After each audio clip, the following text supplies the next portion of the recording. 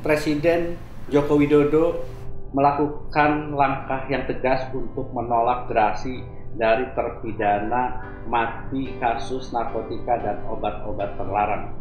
Langkah ini merupakan langkah tegas yang memang diambil setelah selama ini kita membiarkan terkatung-katung terpidana mati kasus narkoba. Banyak pihak mengatakan bahwa pemerintah harus tegas supaya kemudian ada kepastian hukum. Apalagi pengadilan sudah menetapkan sampai tingkat banding dan juga PK untuk menolak permohonan dari terpidana mati untuk dikurangi hukumannya. Kita tahu Indonesia sudah dihadapkan kepada darurat narkoba. Karena itu langkah tegas perlu dilakukan untuk menyampaikan pesan kepada semua pihak bahwa kita tidak main-main dengan urusan narkoba. Pemerintah akan menghormati yang namanya kemanusiaan, tetapi pemerintah harus melindungi masyarakat yang selama ini menjadi korban dari peredaran narkoba yang semakin marak. Kita tahu begitu banyak narkoba yang masuk ke Indonesia. Indonesia bukan hanya menjadi tempat transit, sekarang ini sudah menjadi pasar, dan sudah begitu banyak warga masyarakat kita yang menjadi korban.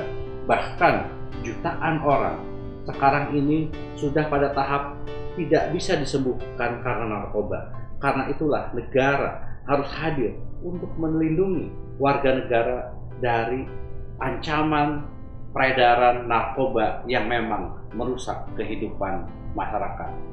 Kita tahu sekarang langkah tegas dari pemerintah itu mendapatkan tentangan, terutama dari pemerintah Brasil dan Belanda. Mereka sudah meminta pulang para duta besarnya ada di Jakarta untuk melakukan konsultasi. Menurut saya itu merupakan sesuatu yang wajar. Ketika kita melihat warga Indonesia juga hendak dijatuhi hukuman mati, pemerintah kita menyampaikan keberatan dan kemudian bahkan menyampaikan permohonan bagi dilakukannya pengampunan terhadap warga negara Indonesia. Tetapi ketika negara setempat menolak permintaan kita dan tetap melakukan eksekusi, kita tidak bisa lain kecuali menghormati hukum yang ada di negara lain.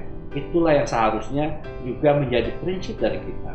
Kita bukan tidak mendengar apa yang menjadi permohonan negara lain, tetapi kemudian kita harus menegakkan diri sebagai sebuah negara yang berdaulat, sebuah negara yang memang masih menerapkan hukuman mati menjadi bagian dari produk hukum kita.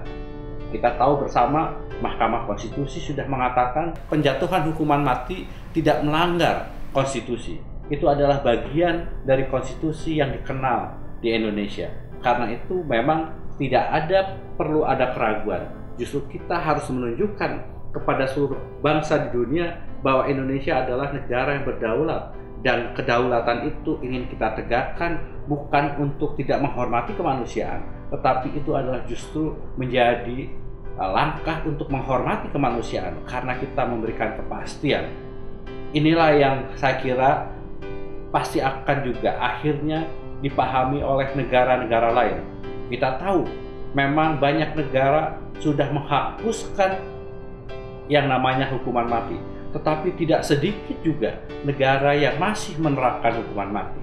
Amerika Serikat misalnya tetap juga mengakui adanya hukuman mati di beberapa negara bagian. Itu menunjukkan bahwa hukuman mati adalah bagian yang tidak terpisahkan dari sebuah sistem hukum.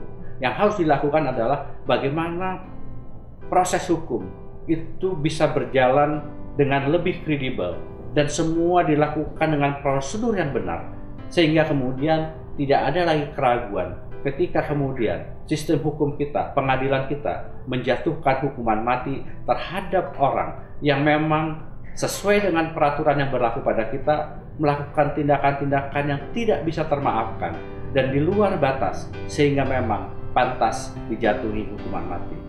Sekali lagi, persoalan penjatuhan hukuman mati dan bahkan langkah eksekusi terhadap para terpidana mati kasus narkoba telah diambil, dan itu merupakan bukti bahwa pemerintah tidak main-main, bahwa pemerintah punya kesungguhan untuk melindungi seluruh warga bangsa ini terhadap ancaman narkoba.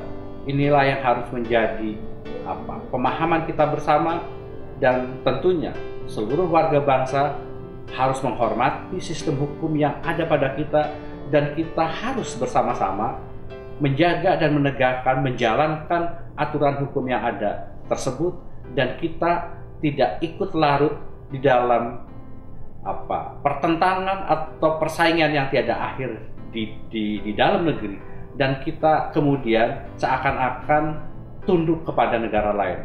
Saatnya Indonesia menunjukkan dirinya sebagai negara yang berdaulat, negara yang memang menjalankan prinsip-prinsip hukum sesuai dengan apa yang diyakininya, dan semua itu sepenuhnya dilakukan untuk kemaslahatan kemanusiaan dan sesuai dengan konstitusi. Semua itu kita lakukan untuk menciptakan kesejahteraan umum dan mencerdaskan kehidupan seluruh bangsa.